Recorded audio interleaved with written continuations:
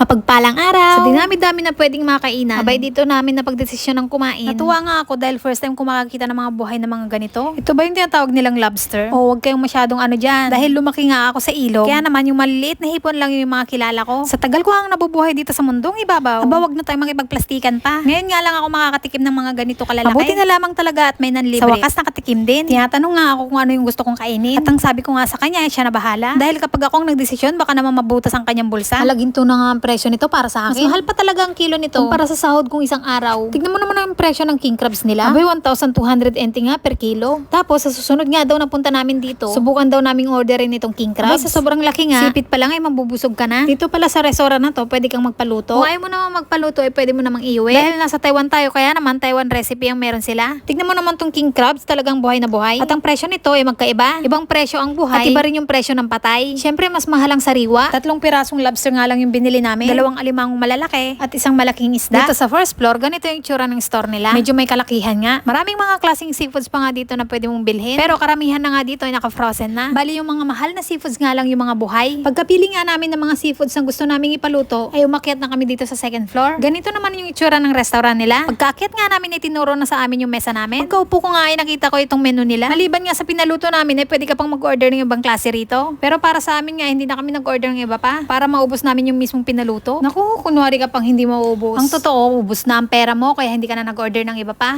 O ang sarap ng pagkain mo ngayon, di ba? Panigurado ako, bukas itlog na lang ang ulam mo. Sarap now, itlog later. Sige, magpakasarap ka ngayon. Bukas ka na lang umiyak dahil wala ka ng budget. O biro ko lang yun ha. Babalik pa tayo rito para kumain ng king crabs. Dahil ignorante nga ako, hindi ako nasarapan sa isda.